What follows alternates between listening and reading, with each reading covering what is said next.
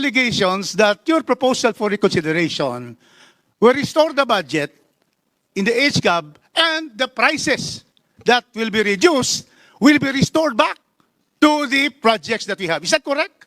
Absolutely false, Mr. Chairman, because the special issuance stands and it will stay there as long as we are here, as long as the President is here, and as long as I am the PWH Secretary. And in fact, you have the costas materiales, which are already even implemented already for the 2025 projects that has not been procured yet. Is that correct? That is correct, Mr. Chairman. Therefore, the allegations that we restore the prices to what has been reduced is absolutely incorrect. Opo, Mr. Chairman. And we are saying that you are recommending the HGAB figures as a starting amount. Is that correct? Yes, Mr. Chairman. Because you are the agency that will implement all public works and highways projects, correct? Yes, Mr. Chairman. Yes.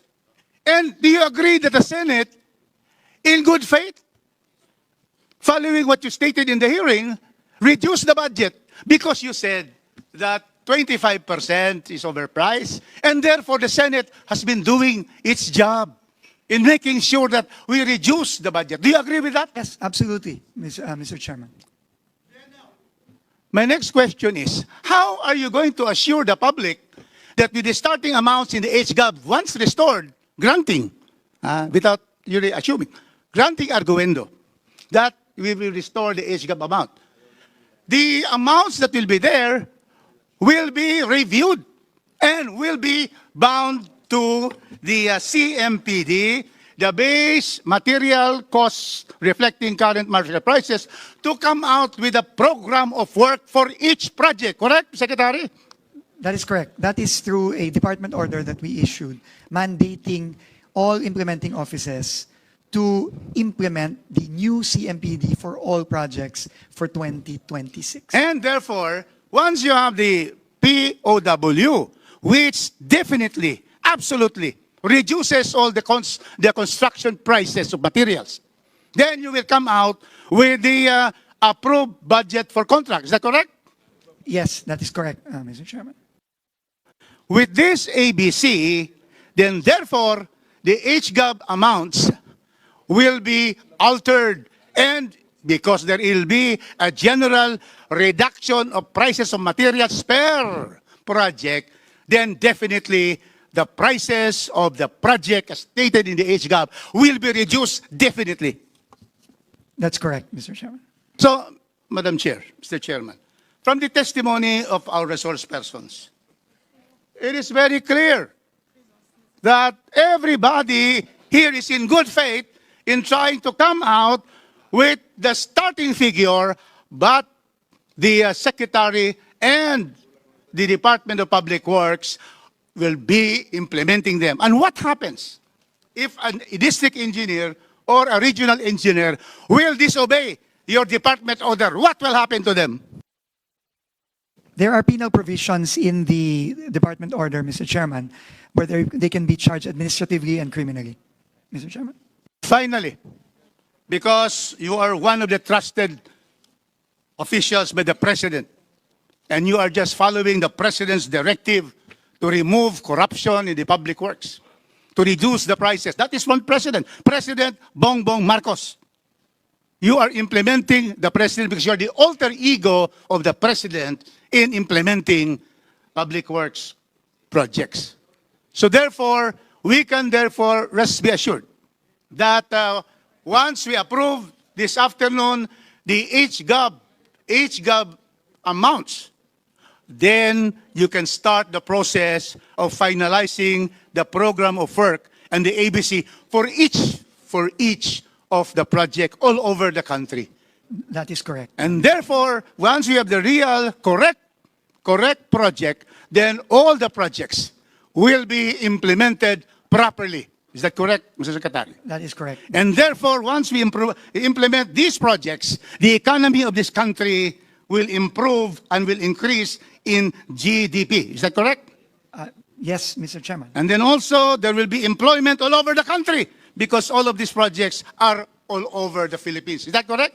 Yes, Mr. Chairman. So therefore, Mr. Chairman, because of these answers, we have to thank, therefore, Secretary Dizon.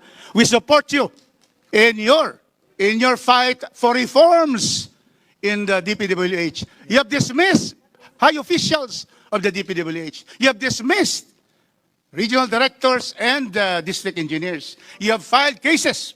And so therefore, we are very happy with your presence. It is now clear, Mr. Chairman, that we approve the budget as proposed by the House of Representatives. Thank you very much. Mr. Chairman, trabaho lang po. No need to thank me. It's part of the job po, Mr. Chairman. Thank you very much po. Senator Irwin. Thank you, Mr. Chair. I would like to direct my question to my good friend, Secretary Vince Dizon. Secretary, we invited you here to explain. Now, tell us, convince the public watching right now na itong hinihingi nyo na ibabalik na 45 billion, na ito po ay hindi insertion, na ito po ay hindi pork barrel. How will you convince us, the bicameral committee, and the people watching us right now live? Kasi kanina pa po, inoobserbahan ko, kanina pa po siguro 1 hour na, puro negative po yung tao, ayaw. Ibubulsa lang yan, balik na naman sa dati, nanakawin lang yan. Puro ganun. Walang nagsabi na good job, maganda yung patutunguhan. Wala po eh. Wala man lang nagsabi na magdudulot yan ng magandang trabaho. Puro nanakawin, pinagluloko lang tayo. Mayroon pa nagsabi ito, pinagluloko lang tayo ng bicameral na yan. So, explain it to us. Tell the public, convince everybody na ito po ay hindi pork barrel, na ito po ay hindi insertion tulad ng dati, na ito po ay mapupunta sa tama, na ito po ay hindi masasayang. Kasi hindi pa tayo tapos sa flood control anomaly, ito na naman tayo. So you really, hindi mo rin kami masisi na ikaw ay ginigisa ngayon dito ng Senate panel dahil nga po sa tingin ng mga tao ay kalukuhan po ito at tayo ay nagdadrama dito. Kaya convince this panel or this committee, convince the public na ito po ay hindi pork barrel, na ito po ay hindi insertion ng mga politiko. Thank you, Mr. Chair. Thank you very much, Mr. Chairman, Senator Tulfo. Unang-una po, no, ang pinapabalik lang naman po ay yung nakaltas sa mga proyektong nandyan na rin po sa Senate version. So hindi po ito bagong proyekto. So therefore, hindi po ito insertion. No, kasi kung ano lang po yung mga proyektong nandyan na nabawasan, ibabalik lang po yung kinaltas. Unang-una po yan. Pero tingin ko po, unang-una, no, naintindihan ko po yung mga komento ng mga kababayan natin, no, at hindi ko sila nasisisi. Pero, ang gusto lang po naming sabihin is, binaba na po, base sa utos at direktiba ng Pangulo, ang presyo ng mga materyales. Ito po ay i-implement ng DPWH kung mamarapatin nyo po, kung bibigyan po ng Senado at Kongreso na pagkakataon ng DPWH na i-implement ito. I-implement po natin ito bago pa ipabid ang mga proyektong to. And if I may just read, Mr. Chairman, Section 6 of the department order that we issued, which reads as mandatory compliance prior to procurement. Sinasabi po dito, the bids and awards committees must, letter A, require certification from the concerned head of office attesting to the application of the updated construction materials price data. Ensure that no procurement shall commence without the certification from the head of office, and reject or return any project that is not duly certified. No procurement activity may proceed without meeting this requirement. Ibig sabihin po, i-approve po muna natin bago ituloy ang bidding para masigurado na totoo ngang ibinaba ang mga presyo ng mga proyekto bago pa ito ipabid. So ito po talaga tingin ko ang magiging safeguard natin. Pero syempre po, kami po ay open sa kahit ano pa pong dagdag na safeguard. Kasi iisa lang naman po ang ating layunin lahat. Siguraduhin na hindi na maulit yung pagnanakaw. Lalo na dahil dito sa mga overpriced, nakitang-kita naman talaga natin na dati overpriced po talaga ang mga proyekto. Mr. Chair, follow-up question lang kay Secretary. Mr. Secretary, nabanggit po ninyo na dumaan sa proseso at dadaan sa proseso po ulit, may bidding na dadaanan, etc. Ganon-ganon din naman po yung sa flood control, Mr. Secretary. Dumaan din po sa bidding, dumaan sa TWG, meron pang COA, etc., etc., may PCAB, may kung ano-ano, ang dami hong safety measures na sinasabi. Bakit po nakalusot yung flood control?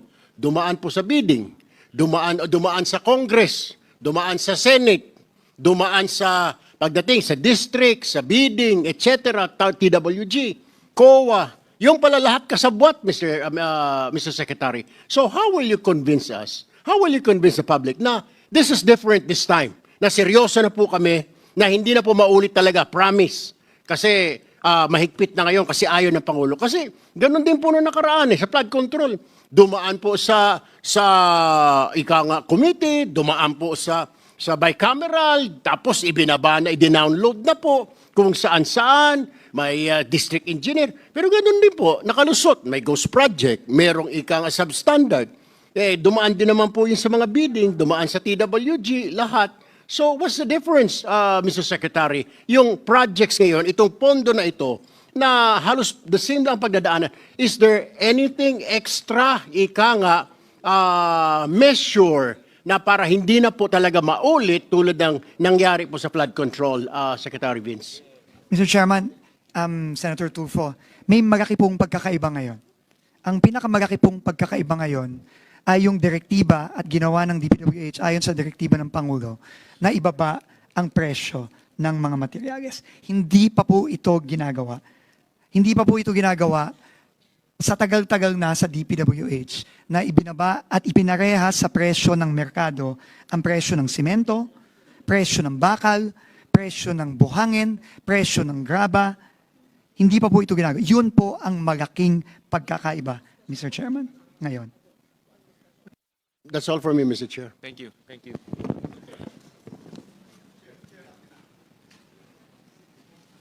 None from our side, Senator Senator Nasagna. Amy? Okay, thank you very much.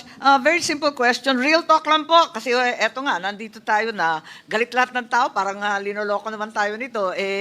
Kayo nagpakaltas, ipapabalik muli. Ano ba, sa loob ng 2 buwan, ipapakaltas ba ulit? Gusto kong malaman, real talk konti ilan ba talaga at alin ba yung mga project na dumaan na sa early procurement sa panahong ito? Ilan ba talaga? Meron ba na mga projects na pinag-uusapan na nasa loob ng NEP sa budget ng Pangulo, nag-undergo na ng early procurement? Meron na ba? Kasi ang balita, takot lahat. Totoo bang meron o hindi? Wala pa pong dumadaan sa early procurement dahil po hindi pa klaro kung ano yung mga proyekto talagang mapapasa. Wala pa po. Siguradong sigurado kayo, wala ni isa, zero. Opo. So wala tayong pinag-uusapan, tama po ba? Sa ngayon. Sa ngayon po, wala pa po. So ang ibig sabihin niyan, dati-rati talagang hinahabol yung early procurement ng October para hindi ma-delay ang project kasi aabutan talaga ng tag-ulan, hindi ba? Tama po yun. O kung ganon, mag-a-adjust ka ng lahat ng ABC, sigurado na madidelay. Totoo po yan, Madam Chair. So ang hinaharap natin, talagang madidelay. Opo, dahil po na-delay ang early procurement, marami pong mga proyekto for 2026 na madidelay. Sigurado So ang po yan. hinaharap natin, talagang malungkot ang first and second and even third quarter, aabutin ng ulan. Yung tamang projection lang, kasi nag-expect ng tao, dadagdagan, papabalik mo. Pagkatapos, madidelay rin pala. Ano naman ang bisa nun? Para ke pa? Ang bisa po noon, matutuloy pa rin po yung mga proyekto, Madam Chair. Madidelay lang nga po dahil extraordinaryo po itong panahon natin, Madam Chair. At tingin ko po, prudent din po, tama din po, na hindi muna magsimula ng early procurement. Dahil unang-una, hindi pa po sigurado kung ano ang mga project na papasa ng Kongreso. At ikalawa, dahil nga po nagbaba tayo ng presyo ng materyales ngayong fourth quarter. Ganun pala, wala pala tayong pinag-usapan at talaga naman haharapin natin 3/4 worth of delay. Tama naman yung mga nag-text po sa atin na lokohan na lamang to. I truly resent the fact that the BICAM is being hostaged by the Secretary of the Department of Public Works and Highways. At kung tunay na wala kayong tiwala sa sino mang district engineer, hindi po ako abogado ng Public Works, dapat tanggalin na lang ninyo lahat kasi pinapadagdagan mo yung budget, tapos yung mga mag-i-implement, wala kang tiwala, ano naman kami? Susunod sa iyo na kayo mismo walang tiwala sa isa't isa? Tama ba yun? Yun lang po. Salamat po if I may just respond to that po, ma'am. Unang-una po, hindi po pwedeng huminto ang trabaho sa DPWH. Napaka-importante po ng ginagawa ng DPWH. Habang linilinis natin ayon sa utos ng Pangulo ang departamento, hindi po pwedeng huminto. Nakita na po natin ang epekto sa ekonomiya nitong nakaraang third and fourth quarter. So we are doing the best we can given the current situation, Mr. Chairman, Madam Senator. Yes, Secretary Vince, hindi kita pinahihinto sa trabaho mo. Pinamamadali nga namin. Ikaw ang humihinto sa trabaho namin dito sa BICAM at papalit-palit ka ng sinasabi. Yun ang problema. Hindi po ako papalit-palit ng sinasabi, Madam Chair. Ako po, iulitin ko, nagpunta lang po ako dito para ibahagi sa bicameral conference yung nakikita po naming epekto nung pagpasa ng third reading version ng Senado. Yun lang po. Ngayon, nasa Senado na po yan at nasa bicameral conference, nasa Kongreso, kung paano po magpo-proceed dito. At yun naman po, syempre, tatanggapin lang naman po ng ehekutibo kung ano man po yung decision na yan. Maraming salamat po. Senator Pia?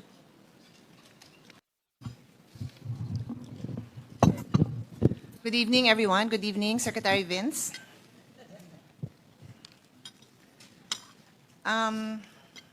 So I was monitoring the discussion of our colleagues earlier, and my desire is not to have to repeat myself. So bear with me if may konting overlap, but I'm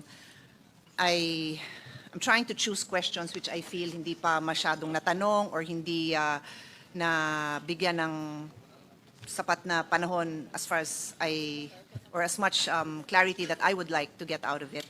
So bear with me, hindi ako engineer, abogado ako, pero pinipilit kong intindihin kasi kahapon inamin ko na hindi ko po masyado maintindihan yung sulat nyo, and that's just because I don't know the terminology, I don't understand exactly what, in fact, I have not seen a copy of here's the statement.